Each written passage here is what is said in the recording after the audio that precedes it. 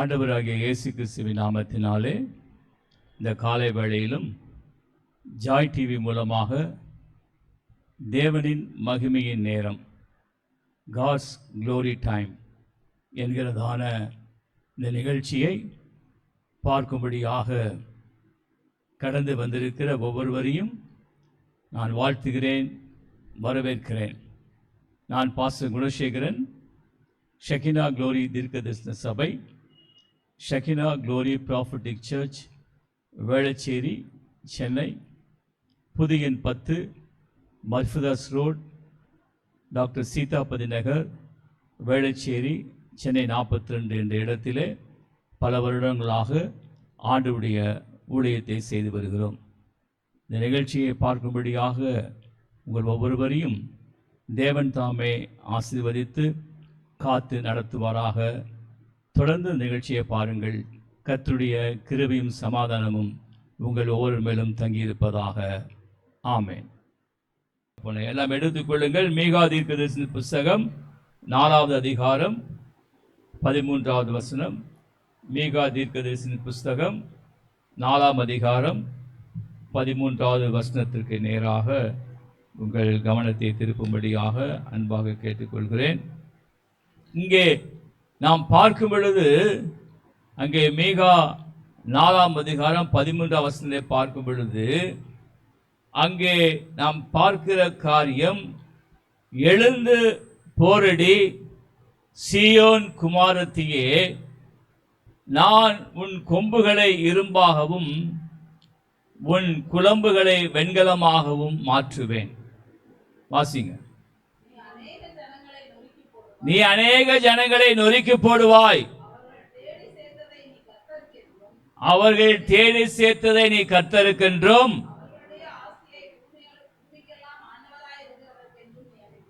அவருடைய ஆஸ்தி எல்லாம் பூமிக்கெல்லாம் கர்த்தராய் இருக்கிற தேவனுக்கென்று நியமிப்பாய். கிறிஸ்துவுக்குள் பிரியமான தேவ ஜனமே, இந்த வசனம் ஆண்டவர் நம்மை பார்த்து அழைக்கின்றதான ஒரு வசனம், நமக்கு அறைகூவல் விடுகிறதான வசனம், நம்மை செயல்படும் விதமாக நம்மை உற்சாகப்படுத்துகிறதான ஒரு வசனம், நம்மை பலப்படுத்துகிறதான ஒரு வசனம், நம்மை தேவனுடைய ராஜ்யத்திலே பிரயோஜனம் உள்ளவர்களாக மாற்றும்படியான ஒரு வசனம், நம்மை தேவனுக்கென்று ஆத்துமாக்களை ஆதாயம் செய்து தேவனுடைய ராஜ்யத்திலே சேர்க்கும்படியாக செய்கிறதான ஒரு வசனம். அல்லேலூயா. இவ்வளவு காரியங்களை உள்ளடக்கினதுதான் இந்த வேத வசனம். இங்கே இந்த நாள் காலை வேளையிலே நாம் பார்க்க போகிறதான காரியம், உன் கொம்புகளை இரும்புள்ளதாகவும் உன் குளம்புகளை வெண்கலமாகவும் மாற்றுவேன். இங்கே 2 விதமான உலோகத்தை குறித்து பார்க்கிறோம். ஒன்று இரும்பு, ஒன்று வெண்கலம். இந்த 2 இதுமே நீங்க எல்லாரும் பார்த்திருப்பீங்க. இரும்பு கொண்டு பலவிதமான பொருட்கள், மிகுந்த பலம் தேவைப்படக்கூடிய, இல்லை என்றால் மிகுந்த எடையை எடுக்கக்கூடிய இப்படிப்பட்டதான காரியங்களுக்கு இரும்புகளை பயன்படுத்துகிறதை பார்க்கிறோம். ரயில்வே ட்ராக் நம்ம பார்த்துருக்கிறோம். ரயில்வே ட்ராக்லாம் பார்த்தீங்கன்னா இரும்புனாலே செய்யப்பட்டதான தண்டவாளங்கள், அதையெல்லாம் வார்ப்பித்து தண்டவாளங்களை செய்து இணைத்து அங்கே தண்டவாளங்கள் அமைக்கப்படுகிறது. அப்படியாக இரும்பு மிகவும் ஒரு பலம் வாய்ந்ததான ஒரு உலோகம். அதே போன்று இங்கே 2வது பார்க்கிறதான உலோகம் வெண்கலம். வெண்கலமும் மிகவும் பலம் வாய்ந்ததான ஒரு உலோகமாக இருக்கிறதை பார்க்கிறோம். 2 விதமான வேறுபட்ட, இல்லை என்றால் வேறு வேறு உபயோகத்திற்கென்று பயன்படுத்தப்படுகிற உலோகங்களை குறித்து ஆண்டவர் பேசுகிறார். அல்லேலூயா. இரும்பை விட வெண்கலம் விலை கூடினது தானே. வெண்கல பானை வீட்டில் வச்சிருக்கீங்களா? வச்சிருப்பீங்க. இரும்புல யாராவது பானை வச்சிருக்கீங்களா? வச்சிருக்க மாட்டீங்க. ஆனால் இரும்புல வேற எது வச்சிருப்பீங்க. தோசை சட்டி வச்சிருப்பீங்க, கடாய் வச்சிருப்பீங்க, அதெல்லாம் வச்சிருப்பீங்க. இப்போ ஒவ்வொரு உலோகமும் பலம் உள்ளது, வெவ்வேறு பயன்பாட்டிற்கென்று பயன்படுத்தப்படுகிறது. இங்கே ஆண்டவர் சொல்லுகிறார், உன் கொம்புகளை இரும்பாக மாற்றுகிறேன். அல்லேலூயா. தலைமையில கை வச்சு பாருங்க, யாருக்காவது கொம்பு கிம்பு முளைச்சிருக்குதா? ஆமாம், கொம்பு கிம்பு முளைச்சுன்னா வெளியே அனுப்பிச்சி விட்டுருவேன் நான். கொம்பெல்லாம் முளைக்கக்கூடாது நம்ம சர்ச்சில். கொம்புலாம் இருக்கக்கூடாது, சாதாரணமான ஆளாக தான் இருக்கணும். அப்போ கொம்பு நமக்கு கிடையாது. ஆண்டவர் என்ன சொல்லுகிறார்? கொம்பு என்பது நம்முடைய தலையை குறிக்கிறது, நம்முடைய மனதை குறிக்கிறது, நம்முடைய சிந்தனையை குறிக்கிறது. அல்லேலூயா. வழக்கமாக மிருகங்களை பார்த்தோன்னா ஆடு, மாடு, காண்டா மிருகம், இந்த மாதிரிலாம் பார்த்தோன்னா அதுக்கெல்லாம் இந்த கொம்புகளெல்லாம் மான் தலைக்கு மேலே தான் முளைச்சிருக்கும் அதெல்லாம். அப்போ இங்கே ஆண்டவர் என்ன சொல்லுகிறார்? நம்முடைய மனதை குறித்து பேசுகிறார். கொம்பு என்பது நம்முடைய மனது, நம்முடைய சிந்தனை, நம்முடைய எண்ணங்களை அவர் இரும்புள்ளதாக மாற்றுகிறாராம். அல்லேலூயா. ஒரு மனிதன் யுத்தத்திலே இறங்கி அவன் செயல்பட வேண்டுமானால் அவனுடைய மனது பலம் உள்ளதா இருக்கணும். அல்லேலூயா. ஆண்டவர் என்ன சொல்ற? எழுந்து நீ போரிடி. இங்க போரிடி என்பது வயலிலே விளைந்ததான பயிர்களை போரடித்து தானியங்களை களஞ்சியத்திலே கொண்டு வந்து சேர்க்கிறது. அது ஒரு போரடிக்கிற காரியம். இரண்டாவது, ஆவிக்குரிய யுத்தத்தையும் இதை வெளிப்படுத்தி காண்பிக்கிறது. ஆவிக்குரிய யுத்தத்திலே ஒரு மனிதன் ஈடுபட வேண்டுமானால் அவனது மனது பலமுள்ளதா இருக்கணும். அல்லேலூயா, அல்லேலூயா. அங்க எலிசா தீர்க்கதரிசியுடைய வேலைக்காரன் மாதிரி இருக்கக்கூடாது. அவன் போய் அந்த எதிரினுடைய படையை பார்த்தவன பயந்துட்டான். ஐயோ ஆண்டவரே, எல்லாம் படைகள்லாம் அவனை சுத்திருச்சு அப்படின்ட்டான்.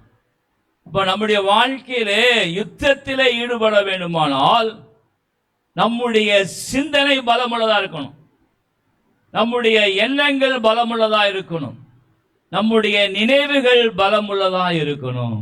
அல்லேலூயா. அதைத்தான் இங்க ஆண்டவர் சொல்லுகிறார், உன் கொம்புகளை நான் இரும்பாக மாற்றுவேன். நம்முடைய சிந்தனையை, எண்ணங்களை, நினைவுகளை ஆண்டவர் உறுதியாக மாற்றுகிறார். A strong mind and strong will power and strong thought pattern இதெல்லாம் இருக்கணும். ஜாய்ஸ் மேயர் என்கிறதான அற்புதமான ஒரு ஊழியக்கார சகோதரி, அமெரிக்க தேசத்தை சேர்ந்தவர்கள். அவர்கள் அதிகமான நபர்கள் வரக்கூடிய ஒரு சபையை நடத்துகிறதான ஒரு ஊழியக்காரங்க. அவங்க எழுதினதான புஸ்தகம் battle field of the mind, மனதினுடைய போர்க்களம், சிந்தனையின் போர்க்களம் என்கிறதான ஒரு புஸ்தகத்தை எழுதி அது மிகவும் அதிகமாக விற்றதான ஒரு புஸ்தகத்தில் அதுவும் ஒன்று. பல வருடங்களுக்கு முன்பாகவே அது வெளியிடப்பட்டது. அருமையான தேவஜனமே, ஆண்டவர் ஏன் இங்கே சொல்லுகிறார் உன் கொம்புகளை இரும்பாக மாற்றுவன் என்று? இயற்கையாகவே மனிதர்கள் தங்களுடைய மனதிலே, எண்ணங்களிலே, நினைவுகளிலே அவர்கள் பலவீனமாக இருக்கிறார்கள். அல்லேலூயா. அவர்கள் பலவீனமாக இருக்கிறாங்க. ஏன்னா ஆதி மனிதர்களாகிய ஆதாமும் ஏவாளும், ஏவாள் ஒரு பலவீனமான ஸ்திரியா இருந்தான்.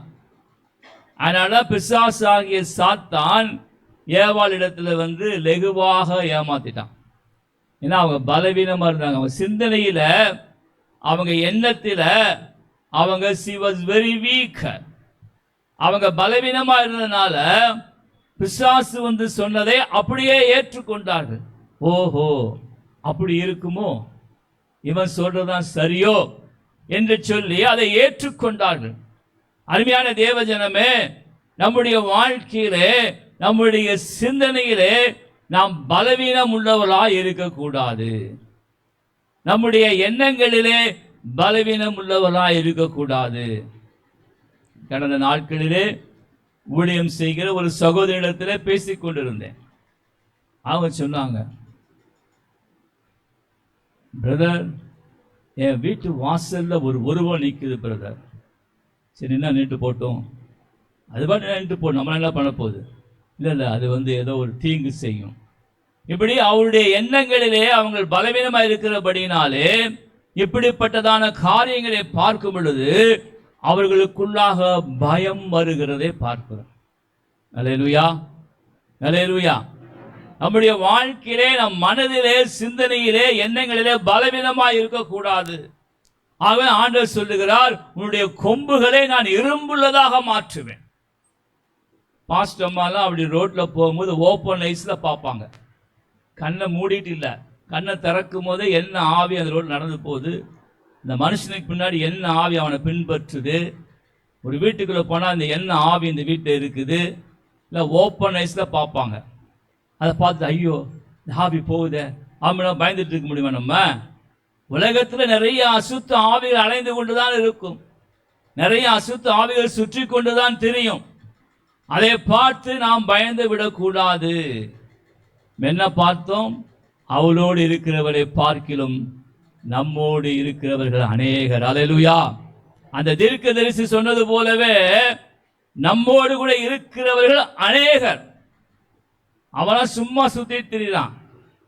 நமக்கு ஆண்டவர் அனுப்புகிற தூதர்கள் வல்லமையான பராக்கிரமசாலியான தூதர்கள். ஒவ்வொரு தூதனுமே பயங்கர மைட்டி வாரியர். ஒரு முறை நானும் பாஸ்டம்மாவும் எங்கள் ஜெப அறையிலே உட்கார்ந்து ஜெபித்துக் கொண்டிருந்தோம். சில காரியங்களுக்காக விண்ணப்பித்துக் கொண்டிருந்தோம். அப்பொழுது எங்களுடைய அறைக்குள்ளாக ஒரு தூதன் தோன்றினார். அந்த தூதனுடைய உயரம் பார்த்தீங்கன்னா சரியான பயங்கரமான ஹைட், பயங்கர உயரம். கையிலே பலமான ஒரு பட்டயம் ஒரு கையில் இருந்தது. ஆண்டவர்கிட்ட ஜெபி, உங்களுக்காக பாதுகாக்கும்படியாக நான் அனுப்பி இருக்கிறேன் ஆண்டவர் சொன்னார். அல்லேலூயா. இப்ப நம்மோடு இருக்கிறவர்கள் அநேகரா இருக்கிறாங்க. இப்ப நம்முடைய மனதில் பலவீனமா இருக்கக்கூடாது, சிந்தனையில பலவீனமா இருக்கக்கூடாது, நினைவுகளிலே பலவீனமா இருக்கக்கூடாது. ஒரு முறை இப்படியாக ஒரு வெள்ளிக்கிழமை அன்று உபவாசித்து நானும் பாஸ்டமாவும் ஜெபித்துக் கொண்டிருந்தோம். அப்பொழுது நாங்கள் ஜெபித்த அந்த நபருடைய வாழ்க்கையிலே ஒரு மலைப்பாம்பினுடைய கிரியை, மலைப்பாம்பினுடைய கிரியையினாலே அவர்கள் மிகுந்த பலவீனம் அடைந்தவர்களாக அவர்கள் மரணப்படுக்கையில் இருந்தாங்க. அல்லேலூயா. மரணப்படுக்கையில் இருந்தாங்க. அப்ப நாங்கள் உபவாசித்து ஜெபித்துக் கொண்டிருந்தோம். ஜெபித்துக் கொண்டிருந்த வேளையிலே ஆண்டவர் ஒரு தூதனை பட்டயத்தோடு கூட அனுப்புகிறதை வெளிப்படுத்தி காண்பித்தார். அந்த தூதன் வந்து அந்த மலைப்பாம்பை துண்டு துண்டாக வெட்டி வெட்டி வெட்டி வெட்டி அதை முற்றிலுமாக அழித்து போட்டான். அல்லேலூயா.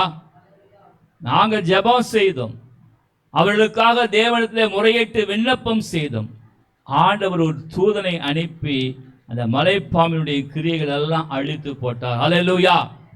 அப்போ நம்முடைய வாழ்க்கையிலே நம்மோடு இருக்கிறவர்கள் அநேகர், அநேக தூதர்கள் சேனைகளின் கர்த்தராகிய ஆண்டவராகிய இயேசு கிறிஸ்துவிலே இருக்கிறாங்க. நம்ம கேட்கணும், விண்ணப்பம் செய்யணும். ஆண்டவரத்தில் நாம் கேட்கும் பொழுது நமக்கு தூதர்களை அனுப்புவார். இப்படிப்பட்ட அநேக சம்பவங்களை சொல்லலாம். நாம் தேவனுடைய சமூகத்தில் அமர்ந்து காத்திருக்கும் பொழுது, செபிக்கும் பொழுது, ஆண்டவரே எங்களுக்கு உதவி செய்ய நீரே வல்லவராக இருக்கிற ஆண்டவரே, மனுஷனாலே எங்களுக்கு உதவி செய்ய முடியாது, நீரே எங்களுக்கு உதவி செய்ய முடியும் என்று சொல்லி ஆண்டவரிடத்தில் கேட்கும் பொழுது உதவி செய்வார். ஒரு முறை பாஸ்டம்மாவுடைய இளைய சகோதரி, அவள் இரவு வேளையிலே காணாமல் போய்விட்டார்கள். அப்போ திருச்சியிலிருந்து எங்களுக்கு இரவு வேளையில ஃபோன் வருது. அது சரியா 12 மணி நடுராத்திரி. இப்போ நாங்கள் அப்போ தான் படுக்கலான்னு யோசிச்சுட்டு இருக்கிறோம். எழுந்து உட்கார்ந்து செபித்தோம். இப்போ ரொம்ப நேரம் ஆயிடுச்சு, 1 மணி நேரம் ஆயிடுச்சு, 1.5 மணி நேரம் ஆயிடுச்சு, கண்டுபிடிக்க முடியல. அவங்களுக்கு ஃபோன் பண்ணி கேட்டேன், என்ன கண்டுபிடிக்க முடியல, எங்கே போயிட்டாங்கன்னே தெரியல அப்படின்னு சொல்லி அவங்க ஒரு கார் எடுத்துட்டு அங்கே திருச்சியில் பல பகுதியில் அலைந்து திரியிறாங்க, சுற்றுறாங்க. கண்டுபிடி நடு ராத்திரி தாண்டி 1 மணி 2 மணி ஆயிடுச்சு.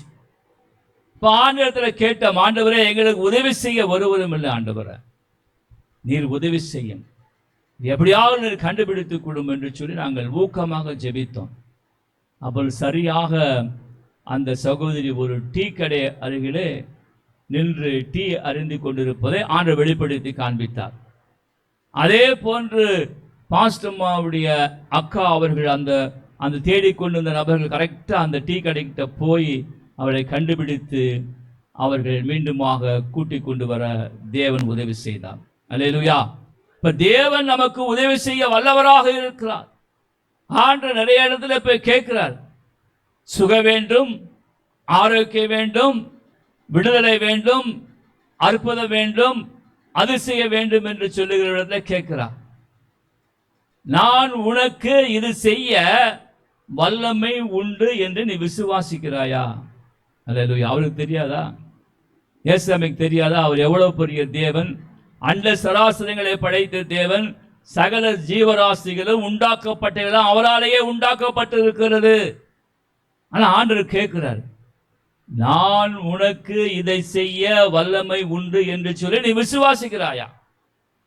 இப்ப நம்முடைய வாழ்க்கையிலே விசுவாசத்தோடு கூட ஆண்டவரிடத்திலே விண்ணப்பம் செய்து, நீர் எனக்கு இதை செய்ய வல்லவராக இருக்கிறீர் ஆண்டவரே என்று சொல்லி நாம் விசுவாசத்தோடு கூட அறிக்கை செய்து பேச வேண்டும்.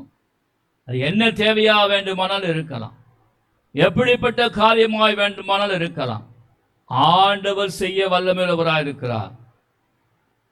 நம்முடைய அபிலாஷ் வெளிநாடு யூனிவர்சிட்டிக்கு அப்ளை பண்ணி 1 வருடம் கிடைத்து கொரோனா மூலமாக போக முடியல, நின்று போச்சு. அடுத்த வருடம் போகக்கூடிய ஒரு வாய்ப்பு இருந்தது. நான் ஒரு நாள் இரவு வேளையில் உட்கார்ந்து ஜெபித்து கொண்டேன். அப்போ ஆண்டவர் சொன்னார், இந்த வருடம் அப்ளை பண்ணால் போயிடலாம், அமெரிக்க தேசத்துக்கு போகலாம், அப்ளை பண்ணலாம். நான் உடனடியாக அப்போ அபிலாஷ் சென்னையில் தான் இருந்தான். அவனுக்கு ஃபோன் பண்ணி கேட்டேன். அவன் சொன்னா, இல்லை மாமா வாய்ப்பே கிடையாது, அட்மிஷன் முடிஞ்சிச்சு மாமா, அட்மிஷன் க்ளோஸ்டு, எல்லாம் முடிஞ்சிச்சு, நீங்கள் எப்போ சொல்கிறீங்க, சான்ஸே கிடையாது மாமா. இல்லை எனக்கு தெரியாதுப்பா, ஜோம் பண்ண ஆண்டவர் சொல்கிறாரு, இப்போ போட்டால் கிடைக்குன்னு சொல்கிறாரு, நீ ஆண்டவருடைய வார்த்தையை நம்பி நீ போடு, என்ன நடக்குதுன்னு பார்க்கலாம் அப்படின்னு சொல்லி நான் இரவு 11:30 மணி இருக்கும். அப்போ அவனுக்கு ஃபோன் பண்ணி சொன்னேன். சரி என்று சொல்லி உடனடியாக அதே சேம் யூனிவர்சிட்டி அதே படிப்புக்கு அப்ளை செய்யப்பட்டது. எத்தனை மணிக்கு? இரவு 11:30 மணிக்கு. நாங்கள் ஜெபித்து கொண்டே இருந்தோம். ஆண்டவர் சொல்லியிருக்கிறார், எப்படினாலும் செய்வார் அப்படிங்கிற ஒரு விசுவாச நம்பிக்கை.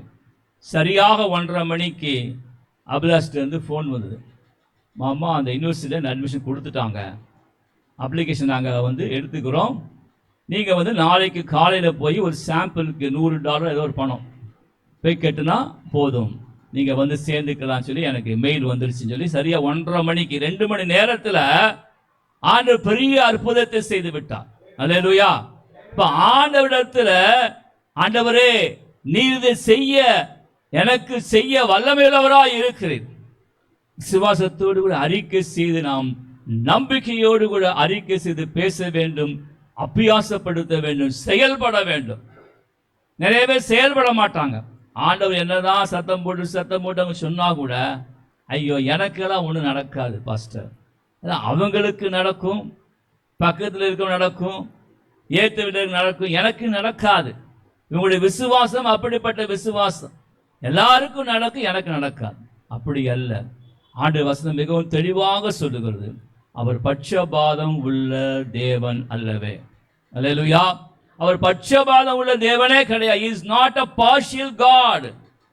He is a God for all the human beings. அவரை நோக்கி கூப்பிடுகிற எல்லாருக்கும் மறுத்து அருளி செய்வார், அவரே பதில் அருளி செய்வார், விடையை தந்துடுவார்.